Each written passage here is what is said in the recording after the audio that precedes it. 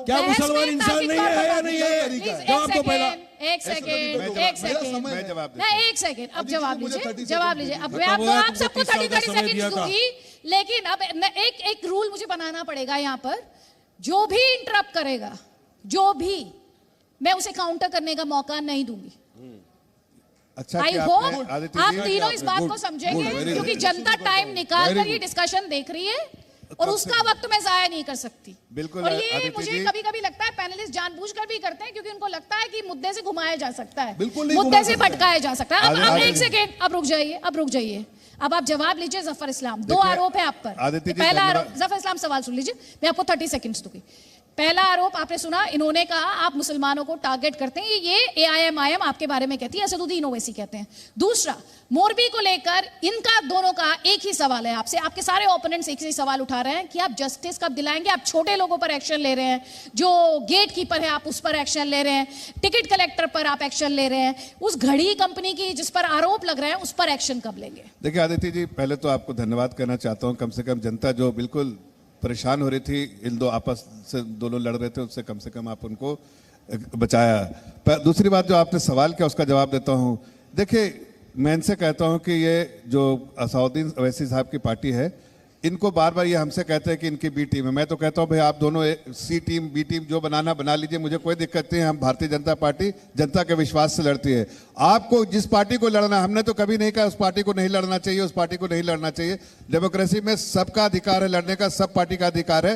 लेकिन मैं यहां कहना चाहता हूं कि 13 सीटों पर लड़ने वाली पार्टी को आप कटघरे में खड़ा करके बीजेपी को बदनाम करना चाहते हैं। अरे भाई, आप में क्षमता है, जनता का विश्वास है, जनता का आशीर्वाद है। जनता के लिए अगर आप सेवा करते रहते तो आप 169 सीटों में आराम से लड़के जीत के दर्ज करके आप सरकार बना सकते थे। लेकिन ये हकीकत है कि वो नहीं कर सकते हैं। जनता का ही विश्वास खो चुके हैं, इसलिए। और यही नहीं, पूरे देश में जनता का विश्वास खो चुके हैं। आप बताइए, मेरे सवाल जवाब पूरा कंप्लीट। आप देखिए, कांग्रेस पार्टी के मुखिया जो मुखिया अगर मैदान से भाग जाए, राहुल गांधी मैदान से भागे हुए हैं, न हिमाचल में देखे ना यहाँ। आपने कभी देखा है कि leading from the front, leader lead from the front? Limit भी रखी, वो कहीं नहीं। ये यहाँ पर भाग रहे हैं, लेकिन को मालूम है कि दोनों जगह हारने वाले हैं। अब जवाब लीजिए। रोहन गुप्ता के 2 सवाल है, ध्यान से। 40 सेकंड्स का आपके पास वक्त है। इधर उधर की बात ना हो, मुद्दे की बात हो। ध्यान से सुनिए। पहला उनका सवाल क्या है? राहुल गांधी भाग गए।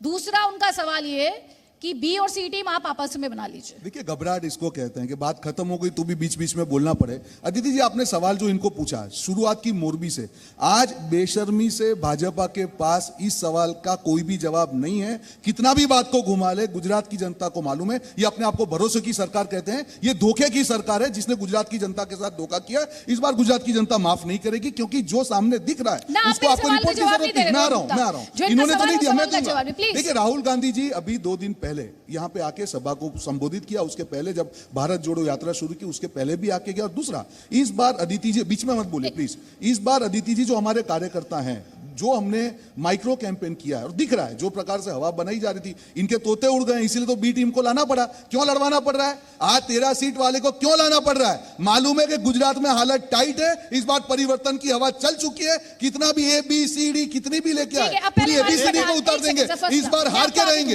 इस बार परिवर्तन डिसाइडेड है, जनता ने डिसाइड कर चुका है कि इस बार परिवर्तन होके रहेगा। इनके अहंकार को जवाब देंगे। बिल्कुल, सारी बातें सुन लिया। मैं तो कहता हूँ सारी बातें सुन लिया। मैं अच्छा, मोरबी की डेट कह रहे हैं, मैं उनको दे देता हूं भाई, आप डेट दे दीजिए ना, रख के उसके बाद लड़िए। अगर आपको जनता का विश्वास प्राप्त होता है तो इनको बीटी में 169 सीटों की चिंता करते हैं। जो हारने वाली पार्टी 13 सीटों की चिंता करेगी, 169 सीटों की नहीं, ये 169 सीटों की पहले चिंता करेगी। अगर आप उनकी ये चीटिंग नहीं चलेगी रोहन गुप्ता जी। नहीं, देखिए, आप जनता की अदालत में डायरेक्ट बहस है, इसमें वो स्टूडियो वाली एडवांटेज नहीं है जनता के बीच में। मैंने एक ही रूल आपके लिए बनाया, सबके लिए। आप इंटरप्ट नहीं करेंगे तो रोहन गुप्ता जी इंतजार कीजिए अपनी बारी का। बिल्कुल 10 सेकंड में बात कहूंगा जल्दी से। और जफर इस्लाम जी, आपने मुझसे 10 सेकंड मांगे थे। 10 सेकंड। इसीलिए जनता तराई तराई कर रही है आप लोग से। राहुल गांधी, देखिए, कोई भी पार्टी, पॉलिटिकल पार्टी का लीडर जो है ना, अगर वो मैदान से भाग जाए तो, सेनापति भाग जाए तो क्या होता है? वही हाल है गुजरात में। देखिए, कांग्रेस पार्टी। दूसरी बात मैं कह रहा हूं कि जरा देखिए, इनको बोल रहे हैं बार बार 13 पार्टी। अगर जो हारने वाली पार्टी है 13 पार्टी 13 सीटों की चिंता करेगी, 169 सीटों की चिंता नहीं, इसलिए मालूम है हार जाएंगे। हार का कोई ठकरा किसी पे फोड़ना चाहिए। मैं तो कह रहा हूं कि ले जाओ इनको भी ले जाओ, और भी कोई पार्टी, सबके साथ अलायंस कर लो, सबके साथ अलायंस कर लो। हमें जनता के पास जाना, जनता का विश्वास प्राप्त है, जनता के लिए लड़ रहे हैं। यहाँ पे सबको मौका मिलता है, लेकिन हंगामा नहीं होगा। नहीं, किसी का माइक मैं बंद नहीं कराती, किसी का, आपका भी नहीं कराया था मैंने। हाँ, वारिस पठान, आपसे जो सवाल है, सवाल का जवाब दीजिएगा आप। उन्होंने कहा, कांग्रेस ने कहा बीजेपी को बचाने आए।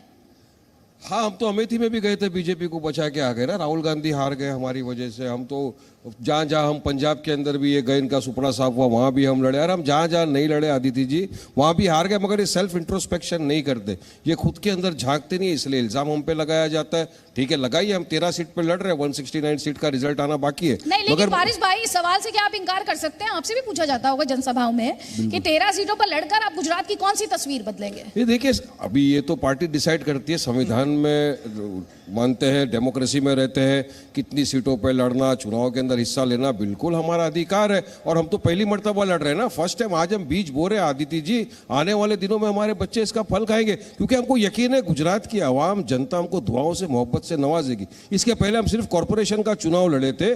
आपको यकीन मानिए, 40 दिन के अंदर हमने सिर्फ 30 कैंडिडेटों को खड़ा किया।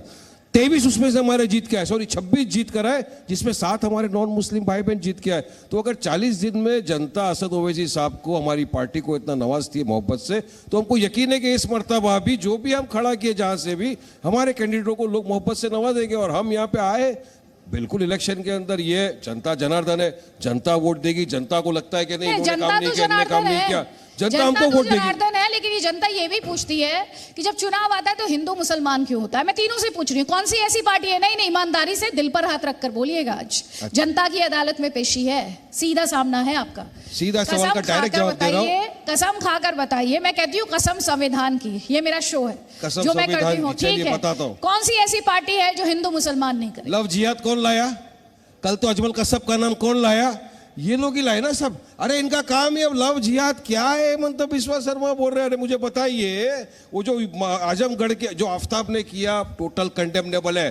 पूना वाला ने जो हरकत की, दरिंदगी की, वो जानवर से बदतर इंसान है जो एक महिला के साथ इतनी बर्बरता से पेश आया, उसका मैं कड़ी निंदा करता हूं। उसको फांसी से कम सजा नहीं होनी चाहिए, सजा दीजिए जो भी है कानूनन, हम मांग करते हैं ये। मगर उसी तरह अगर आप देखने जाओ, आजमगढ़ के अंदर वो प्रिंस पीयूष, उसने कर दिया टुकड़े, महिला का वो कर दिया। दिल्ली के अंदर एक शख्स ने अपनी बीवी को, बहन को मार दिया। उनकी जात पात नहीं। अच्छा, वो लव जिहाद नहीं था, लव जिहाद था। तो आपने भी हिंदू मुसलमान ही किया। क्राइम का तो कोई मजहब होता नहीं है। तो ये बता रहे, क्राइम का मजहब होता है? ये बता रहे ना, लव जिहाद से पूछती हूँ, क्राइम का मजहब होता है क्या? यही तो मैं बोलना चाहता हूँ इनको, होना चाहिए क्या? यही मैं बोलना चाहता हूँ कि वहाँ पर आफ्ताब ने किया था और यहाँ पर पीयूष ने किया। हर चीज कंडेमनेबल है।